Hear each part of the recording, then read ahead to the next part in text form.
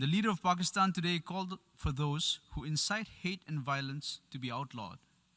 But, as he went on, we were left wondering, was he referring to himself?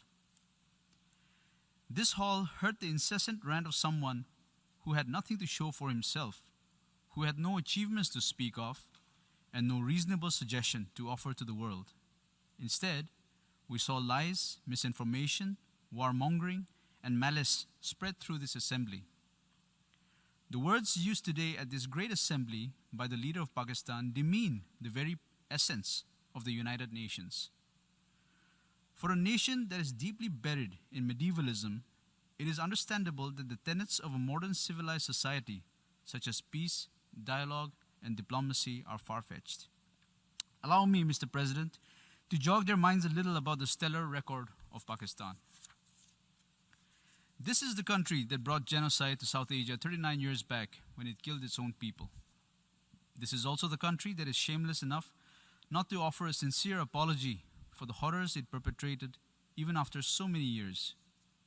This is the same country that provides pensions for dreaded and listed terrorists out of state funds. This is the same country that has the dubious distinction of hosting the largest number of terrorists proscribed by the United Nations. The leader whom we heard today is the same person who referred to the terrorist Osama bin Laden as a martyr in his parliament in July.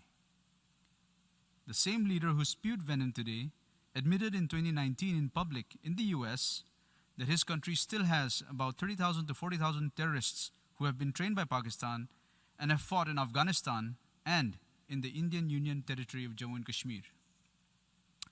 This is the country that has systematically cleansed its minorities, including Hindus, Christians, Sikhs, and others, through the abuse of its blasphemy laws and through forced religious conversions. For someone who professes to be a champion of Islam, this is also a country that has encouraged killing of fellow Muslims merely because they belong to a different sect or to a different region in Pakistan, and through sponsoring terrorist attacks against its neighbors. The only crowning glory that this country has to show to the world for the last 70 years is terrorism, ethnic cleansing, majoritarian fundamentalism, and clandestine nuclear trade.